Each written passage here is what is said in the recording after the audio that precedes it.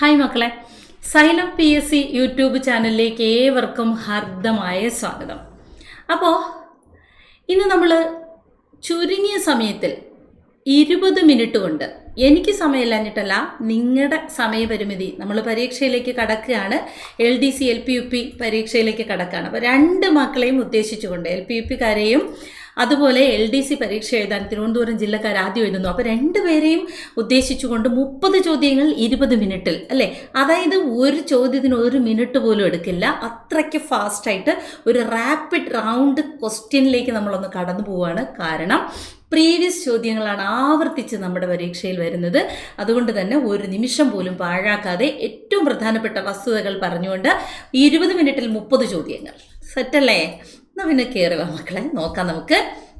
അതിനു മുമ്പ് ഒരു പ്രധാന കാര്യം പറയാനുള്ളത്, സൈലം PSC ലേണിംഗ് ആപ്പിൽ SA സ്പെഷ്യൽ ടോപ്പിക് ബാച്ചിൻ്റെ അഡ്മിഷൻ ആരംഭിച്ചിരിക്കുകയാണ്.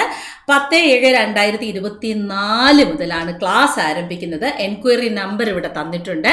അപ്പോൾ നിങ്ങൾക്കറിയാം, SI പരീക്ഷ പോലുള്ള, സബ് ഇൻസ്പെക്ടർ പോലുള്ള ഒരു പരീക്ഷയ്ക്ക് ഏറ്റവും പ്രധാനം അതിൻ്റെ സ്പെഷ്യൽ ടോപ്പിക്ക് ക്രാക്ക് ചെയ്യുക എന്നുള്ളതാണ്, അല്ലേ? സ്പെഷ്യൽ ടോപ്പിക് ഒരു റാങ്ക് മേക്കിംഗ് പാർട്ടാണ്. സോ അത് ഏറ്റവും സിമ്പിളായിട്ട്, ഏറ്റവും പ്രഗത്ഭരായിട്ടുള്ള അധ്യാപകരുടെ കീഴിൽ നിങ്ങൾക്ക് പരിശീലനം നേടാം. സൈലം PSCയുടെ SA സ്പെഷ്യൽ ടോപ്പിക് ബാച്ചിലേക്ക് ഏവരെയും ഞാൻ ഹാർദമായി ക്ഷണിക്കുകയാണ്. സോ ക്ലാസ്സിൻ്റെ തുടക്കത്തിൽ തന്നെ ജോയിൻ ചെയ്യുക. കാരണം വളരെ ചുരുങ്ങിയ സമയമേ ഉള്ളൂ ഇനി മെയിൻസിലേക്ക് പോകാനായിട്ട്. ആ സമയത്തിനുള്ളിൽ ഏറ്റവും ഡ്രീം പോസ്റ്റായിട്ടുള്ള ഒരു സബ് ഇൻസ്പെക്ടർ ആകുക എന്നുള്ള നിങ്ങളുടെ സ്വപ്നം സാക്ഷാത്കരിക്കാൻ സൈലം PSC ഒപ്പമുണ്ട്. പുതിയ ബാച്ചിലേക്ക് ധൈര്യമായിട്ട് ചേർന്നോളൂ. ഓക്കെ, ശരി, നമുക്ക് ക്വസ്റ്റ്യനിലേക്ക് പോകാം. ആദ്യ ചോദ്യം, ഈ വർഷം നടന്ന 2024 തന്നെ നടന്നൊരു അസിസ്റ്റന്റ് പ്രിസൺ ഓഫീസർ പോലുള്ള ഒരു പരീക്ഷയുടെ വൊക്കാബുലറി പാർട്ടിലേക്കാണ് പോകുന്നത്. 10 മാർക്കിൻ്റെ ചോദ്യങ്ങളാണ്. 10 ചോദ്യം. കുലം, കൂലം ശരിയായ അർത്ഥജോഡി ഏതാണ്? കുലം എന്നാൽ ഗോത്രം അല്ലെങ്കിൽ വംശം എന്ന് നമുക്കറിയാം, അല്ലേ? അപ്പൊ കുലം നോക്കൂ, വംശം ആദ്യത്തേലും തന്നിട്ടുണ്ട്, രണ്ടാമത്തേലും തന്നിട്ടുണ്ട്. അതായത് എയിലും ബിയിലും വംശം കിടപ്പുണ്ട്, സിയിലും വംശം കിടപ്പുണ്ട്. അപ്പൊ അത് വെച്ച് കിട്ടത്തില്ല. കൂലം അറിയാവുന്നെങ്കിൽ മാത്രമേ പറ്റുള്ളൂ, അല്ലേ? അപ്പൊ കൂലം എന്ന് പറഞ്ഞാൽ എന്താ മക്കളെ? തീരം, തീരം. അപ്പൊ തീരം. ഇനി തീരത്തിന് വേറെന്തെങ്കിലും പറയുമോ? പറയും. കച്ചം. അപ്പൊ പറയത്തില്ലേ, നമുക്കിപ്പോൾ സങ്കടമൊക്കെ വരുമ്പോൾ നമ്മൾ പറയല്ലേ, അമ്മേ ഞാൻ ആ തടിനി കച്ചത്തിൽ പോയിരിക്കട്ടെ അമ്മേ. തടിനി കച്ചം. തടിനി എന്താ? നദി, നദി. തടിനി നദി, കച്ചം തീരം. അപ്പോൾ ഇടയ്ക്കൊരു പരീക്ഷയ്ക്ക് വന്നിരുന്നു ഭാഗീരഥി കച്ചം. ദൈവമേ, ഭാഗീരഥി എന്തെന്ന് അറിഞ്ഞൂടാ, പിന്നെ അല്ലേ അവളുടെ കച്ചം, അങ്ങനെ വിചാരിക്കരുത്. ഭാഗീരഥി എന്ന് പറഞ്ഞാൽ ഗംഗ. ഇനി ഗംഗയുടെ തീരം, കുറച്ച് ആലങ്കാരികമായി പറഞ്ഞതാണ്. ഭാഗീരഥി കച്ചം വരെ ഒന്ന് പോണം, ഗംഗാ നദീ തീരം വരെ ഒന്ന് പോണം. തടിനി കച്ചത്തിൽ പോയി ഇരിക്കട്ടെ അമ്മയെന്ന് പറഞ്ഞാൽ ഞാനൊന്ന് നദിയുടെ തീരത്ത് പോയി ഇരിക്കട്ടെ. അപ്പം തടിനി നദി, കച്ചം തീരം, തടിനി കച്ചം നദീ തീരം. അപ്പം ഇവിടെ കൂലം എന്ന് പറഞ്ഞാലും എന്ത് തന്നെ? തീരം തന്നെയാണ്. ഇനി നമ്മൾ പഠിച്ചിട്ടുണ്ട് പുളിനം, പുളിനം. ഞാനിപ്പോഴും ഒരു ക്ലാസ്സിൽ പറഞ്ഞു തന്നിട്ടുണ്ടേ. പുളിനം, പുളിനം. പുളിനോ എന്ന് പറഞ്ഞാലും അങ്ങനെ തന്നെ, നദിയുടെ തീരം. ഈ നദീതൻ പുളിനങ്ങൾ പാട്ടിലില്ലേ? ഇപ്പൊ പുളിനവും നമുക്ക് തീരം എന്നൊരു മീനിങ്ങിലേക്ക് കൊടുക്കാം. ഓക്കെ, അപ്പൊ ഇവിടെ നമുക്ക് വംശം, തീരം എന്നുള്ള ഓപ്ഷൻ A ആൻസർ ആക്കാം. ക്വസ്റ്റ്യൻ നമ്പർ 2, ജാമാതാവ് എന്ന പദത്തിന്റെ അർത്ഥം എന്താണ്? അരുൺ എൻ്റെ ജാമാതാവാണ്, വിമൽ എൻ്റെ ജാമാതാവാണെന്നൊക്കെ പറഞ്ഞാൽ അവൻ എൻ്റെ മരുമകനാണ് എന്നുള്ള അർത്ഥം. സോറി, തെറ്റിദ്ധരിക്കേണ്ട, എനിക്ക് മരുമകനായിട്ടില്ല, ഇത്രയ്ക്കുള്ള ഏജൊന്നും ആയിട്ടില്ല. ജാമാതാവ്, മരുമകൻ. മരുമകൾ അപ്പോൾ ആരാവും? അവൾ സ്നുഷയാണ്. ഭാര്യ മാതാവ് ശ്വശ്രു എന്നും സ്വാശ്രുതി എന്നും പറയും. ഭാര്യമാതാവിനെ എന്തൊക്കെ പറയും നമ്മൾ? ഭാര്യമാതാവല്ല, ഭാര്യമാതാവ്. ഭാര്യമാതാവിനെ ശ്വശ്രു, ഒപ്പം സ്വാശ്രുതി, അവിടെ ഇവിടെയൊക്കെ ഉണ്ടാവുമല്ലോ, അല്ലേ? അപ്പൊ ശ്വശ്രു, സ്വാശ്രുതി. ഭർതൃമാതാവും ആര് തന്നെ? ശ്വശ്രുവാൻ സ്വാശ്രുതി തന്നെ. ഭാര്യയുടെയോ ഭർത്താവിൻ്റെയോ അമ്മയെയാണ് ശ്വശ്രു എന്നും സ്വാശ്രുതി എന്നും സ്വാശ്രുതി. ഇനി അച്ഛനാണെങ്കിൽ ആരാവും? അച്ഛൻ ശ്വശുരനാവും. ശ്വശുരൻ ഭാര്യയുടെയോ ഭർത്താവിൻ്റെയോ ഭർത്തൃപിതാവ്, ഭർത്തൃപിതാവ്, ഭാര്യാപിതാവ് അല്ലെങ്കിൽ ഭാര്യയുടെ, ഇപ്പൊ ഭാര്യയുടെയോ ഭർത്താവിൻ്റെയോ പിതാവാണെങ്കിൽ ശ്വശുരൻ, മാതാവാണെങ്കിൽ ശ്വശ്രു അല്ലെങ്കിൽ സ്വാശ്രുതി, സ്വാശ്രുതി. ഓക്കെ അല്ലേ? ഇനി 73 വരാം. ശരിയായ വാക്യമേത്? ഞാൻ എത്ര താമസിച്ച് കിടന്നും കൃത്യമായി ഉണരുകയും ചെയ്യും. അയ്യോ, സമുച്ചയ വികല്പ ദോഷം. നമ്മൾ പറഞ്ഞിട്ടുണ്ട്, ഞാൻ എത്ര താമസിച്ച് കിടന്നാലും കൃത്യമായി ഉണരും. അത് നല്ല കാര്യം. ഞാൻ എത്ര താമസിച്ച് കിടന്നാലും കൃത്യമായി ഉണരുകയും ചെയ്യും. അയ്യോ, സമുച്ചയദോഷം. ഞാൻ എത്ര താമസിച്ച് കിടക്കുകയോ കൃത്യമായി ഉണരുകയും ചെയ്യും. അയ്യോ, ഭയങ്കര സമുച്ചയദോഷം. സോ നമുക്ക് option B is the answer. 74 NOC, no objection certificate എന്നതിന് തുല്യമായി ഉപയോഗിക്കാവുന്ന പദം ഏതാണ്? നിരാക്ഷേപ പത്രം. നമ്മളൊരു ലോണൊക്കെ എടുക്കാൻ പോകുമ്പോഴത്തേക്ക് ചില ബാങ്കുകളിൽ നിന്നൊക്കെ NOC മേടിച്ചു കൊടുക്കാൻ പറയൂലേ, നോ ഒബ്ജക്ഷൻ സർട്ടിഫിക്കറ്റ്. അതിൻ്റെ അർത്ഥം നിരാക്ഷേപ പത്രം. നമ്മൾ അവിടെ ഒന്നും കട ഉണ്ടാക്കിയിട്ടിട്ടില്ല എന്ന് കാണിക്കുന്നതിന് വേണ്ടിയാണ് നിരാക്ഷേപ പത്രം വാങ്ങിക്കൊടുക്കാൻ പറയുന്നത്. NOC നിരാക്ഷേപ പത്രം. ക്ലറിക്കൽ, അതായത് LD പോലുള്ളൊരു പരീക്ഷയ്ക്ക് ചിലപ്പോൾ വരാൻ ചാൻസ് ഉള്ളവർ, ചിലപ്പോൾ എന്ന് പറയാൻ പറ്റില്ല, ഇത് PYQ LD പോലുള്ളൊരു പരീക്ഷയുടെ PYQ ക്വസ്റ്റ്യൻ. പിന്നെ എന്തോന്ന് ചിലപ്പോൾ വരും. NOC നിരാക്ഷേപ പത്രം. ഓക്കെ അല്ലേ? ഇനി അലംഭാവം. ഞാൻ ഇങ്ങനെ മക്കളെടുത്ത് ക്ലാസ്സിൽ പറയും, മക്കളെ ഇങ്ങനെ അലംഭാവം കാണിക്കരുതേ, മതിയെന്നുള്ള ഭാവം. കാരണം നമുക്ക് 45 മിനിറ്റ് അല്ലെങ്കിൽ 50 മിനിറ്റ് ആണ് നമുക്ക് ക്ലാസ്സിന് കിട്ടുന്നതെങ്കിൽ ഒരു 40 ആകുമ്പോൾ തന്നെ അയ്യോ അങ്ങനെ ഇരിക്കരുത്. അതിന് അലംഭാവം എന്ന് പറയും. മതിയെന്നുള്ള ഭാവം. അഹങ്കാരവും അഹംഭാവവും കുറ്റകൃത്യമല്ല, മതിയെന്നുള്ള ഇനഫ്. അങ്ങനെ ഈ ഒരു ഉദാസീന ഭാവം അല്ലെ, അലസഭാവം. ഉജ്ജ്വലം എന്നതിൻ്റെ നേരെ വിപരീതം എന്താ? അലസം. ഉജ്ജ്വലം എന്താ? അലസം. അപ്പൊ അതുപോലെ വരുന്നതാണ് അലംഭാവവും. ഓക്കെ അല്ലേ? ഇനി 76 വരാം. ആർദ്രം എന്ന പദത്തിന്റെ അർത്ഥം എന്താ? പ്രണയാർദ്രമായ നോട്ടം എന്ന് പറഞ്ഞ എന്താ? പ്രണയം നിറഞ്ഞ നോട്ടം അല്ലെ, നനവുള്ളത് എന്നൊക്കെയുള്ള അർത്ഥം. പക്ഷെ ഇവിടെ അർത്ഥമാണ് ചോദിച്ചിരിക്കുന്നേ. നേരെ വന്നിട്ട് ഈ ശുഷ്കം എടുക്കരുത്. ഞാൻ ഈ ക്വസ്റ്റ്യൻ കണ്ടിട്ട് ജസ്റ്റ് ആൻസർ ആക്കാനൊക്കെ പോകുന്ന സമയത്ത് ആർദ്രം, ശുഷ്കം, അപ്പം എനിക്കെന്താ ആർദ്രത്തിൻ്റെ വിപരീതത്തിലേക്കാണ് മനസ്സ് പോയത്. ഇവിടെ ചോദിച്ചിരിക്കുന്ന അർത്ഥമാണല്ലേ.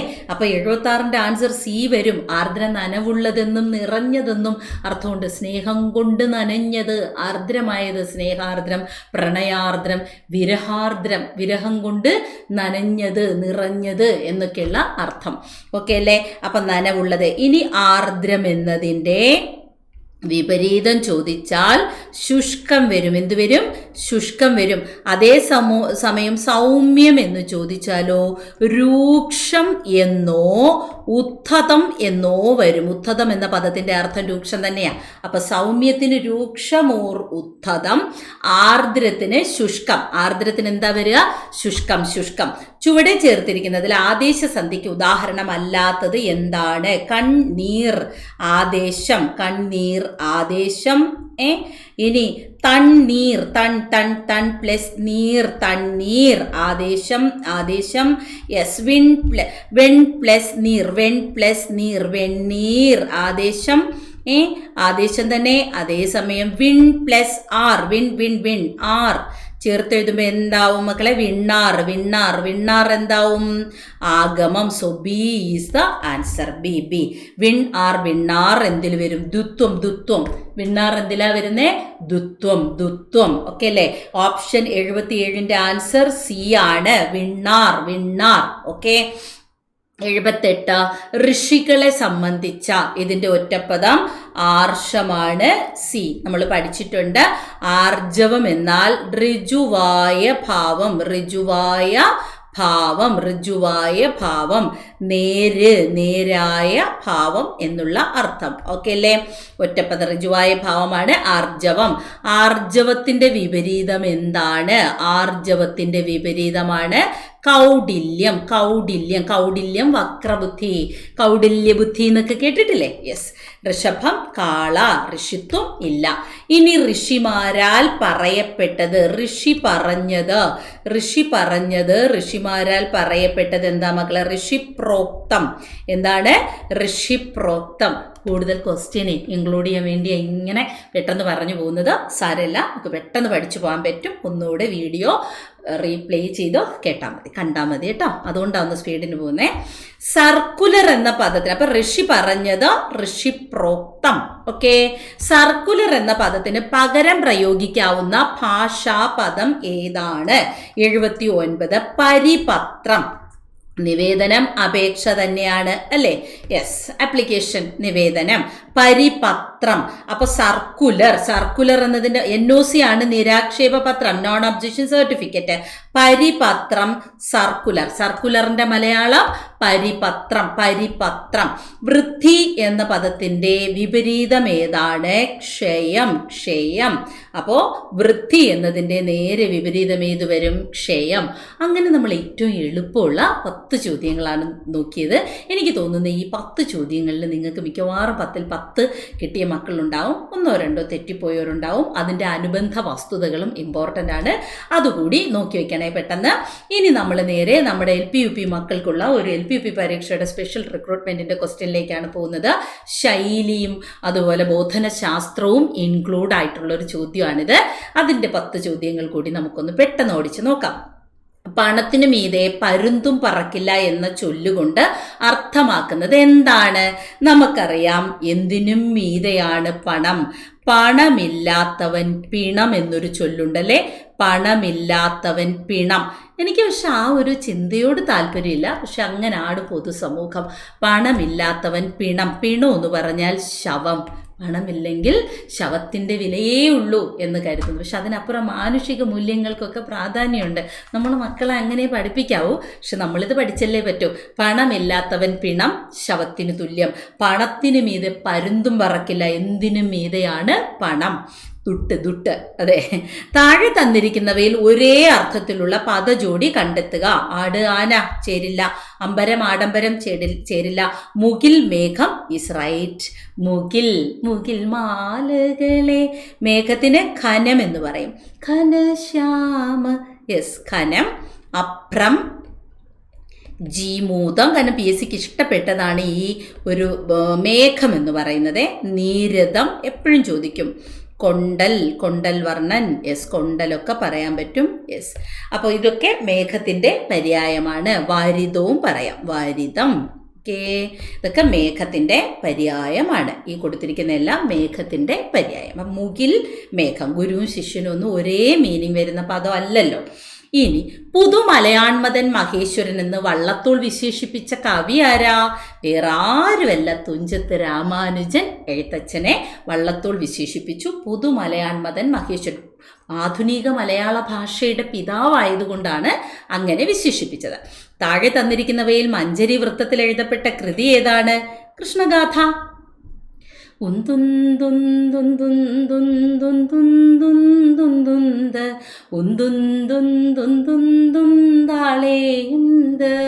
ഭാഗവതത്തിന്റെ ഒരു സ്കന്ധം എടുത്ത് ദശമസ്കന്ധത്തിൽ നിന്നും തുടങ്ങി ഭാഗവതം ഇതിവൃത്തമായി സ്വീകരിച്ചുകൊണ്ട് ചെറുശ്ശേരി രചിച്ചതാണ് കൃഷ്ണഗാഥ. അതിലെ വൃത്തമാണ് മഞ്ചരി. പൂജക ബഹുവചനം സൂചിപ്പിക്കുന്ന പദം ഏതാണ്? വൈദ്യർ. ഞാൻ എപ്പോഴും പറയില്ലേ, ഊണ് കഴിഞ്ഞാൽ ലേശം രസം, അത് നിർബന്ധ. മലയാള ചോദ്യം ഇട്ടാൽ ഒരു വചന ചോദ്യം, അത് നിർബന്ധ. അപ്പോൾ വചനം കട്ടയ്ക്ക് അങ്ങ് പഠിച്ചോണം. 1 മാർക്ക്. 1 മാർക്ക് ഇങ്ങനെ നമുക്ക് എക്സാം ഹോളിൽ കയറുമ്പോൾ കയ്യിലെടുത്ത് വെച്ചിരുന്ന പോലെയാണ് വചനം. വചനത്തിൻ്റെ ക്ലാസ് വേണമെങ്കിൽ നാളെയോ മറ്റോ പെട്ടെന്നൊന്ന് ഇട്ടുതരാം, വചനം കിട്ടാത്ത മക്കൾക്ക്. അപ്പോൾ വചനം വെരി ഇമ്പോർട്ടൻറ്റ്. അധ്യാപകർ അലിംഗ ബഹുവചനം. ദേവന്മാർ സലിംഗം. ദേവതകൾ ഇന്നലെ ഞാൻ ചാനലിൽ പറഞ്ഞിരുന്നു. യെസ്, അമ്മമാർ സലിംഗം. ഇതിലൊക്കെ ജെൻഡർ തിരിച്ചറിയാൻ പറ്റുന്നുണ്ട് സലിംഗം. ഇവിടെ ജെൻഡർ തിരിച്ചറിയാൻ പറ്റുന്നില്ല. വൈദ്യർ പൂജക ബഹുവചനം. യെസ്. സമഗ്ര ഘടകങ്ങളിൽ നിന്ന് ലളിതമായ ഘടകങ്ങളിലേക്ക് എന്ന സമീപനത്തിന് ഉദാഹരണം വാക്യം, വാക്ക്, അക്ഷരം. സമഗ്രമായ പൂർണ്ണമായ ഒന്നിൽ നിന്നും സിമ്പിളിലേക്ക്. വാക്യം, വാക്ക്, അക്ഷരം. പദങ്ങൾ തമ്മിൽ ചേരുമ്പോൾ വർണ്ണം ഇരട്ടിക്കുന്നതിന് പറയുന്ന പേര് അതൊക്കെ നമുക്കറിയാം. ദ്വിത്വം. ഒന്ന് പോയാൽ ലോപം. ഇനി ഒന്ന് പോയി വേറൊന്ന് വന്നാൽ ആദേശം. ഇനി പുതുതായി ഒന്ന് വന്നു കയറിയാൽ ആഗമം. അപ്പൊ കണ്ടോ, സന്ധി ഡെഫിനിഷനാണ് ചോദിച്ചത്. നമ്മൾ പ്രതീക്ഷിക്കുന്നത് എന്താ? ഒരു പദം തന്നിട്ട് അതിൻ്റെ സന്ധി ചെയ്ത് ചോദിക്കും, അല്ലെങ്കിൽ പിരിക്കാനും ചേർക്കാനും ചോദിക്കും. ബട്ട് മക്കളെ, അനിശ്ചിതത്വങ്ങളുടെ ആകത്തുകയുടെ പേരാണ് PSC. എങ്ങനെ വേണോ ചോദിക്കും. ആര് സഞ്ചരിക്കാത്ത പാതയിലൂടെയൊക്കെ സഞ്ചരിക്കും. സന്ധിയുടെ ഡെഫിനിഷനാണ് ചോദിച്ചിരിക്കുന്നത്. പക്ഷെ നമുക്കറിയാം ഒരു വർണ്ണം ഇരട്ടിക്കുന്നത് ദ്വിത്വമാണ്. ഇതിനൊക്കെ പ്രതികാരം ചെയ്യാതടങ്ങുമോ പതിതരെ നിങ്ങൾ തൻ പിന്മുറക്കാർ. ആരുടെ വരികളാണ്? ചങ്ങമ്പുഴയുടെ വാഴക്കുലയിലെ വരികളാണ്. അപ്പൊ ചങ്ങമ്പുഴയുടെ വരികളാണ്. ഓക്കെ അല്ലേ? യെസ്. ജാതി വർഗ പാരമ്പര്യം അവകാശപ്പെടുന്ന പാട്ടുകളുടെ പേരെന്താണ് എന്നാണ് ചോദിച്ചിരിക്കുന്നത്. പണിപ്പാട്ടുകൾ, സാമുദായിക പാട്ടുകൾ, വിനോദപ്പാട്ടുകൾ, അസംബന്ധ പാട്ടുകൾ. അപ്പൊ എന്തായാലും സാമുദായിക പാട്ടുകളാണല്ലോ ജാതിയും വർഗവും പാരമ്പര്യവും ഒക്കെ വരുന്നത്. ഇനി ആചാരാനുഷ്ഠാനങ്ങൾ എന്ന സമസ്ത പദം വിഗ്രഹിക്കുമ്പോൾ ലഭിക്കുന്ന ഘടകപദങ്ങൾ സിമ്പിൾ വൺ.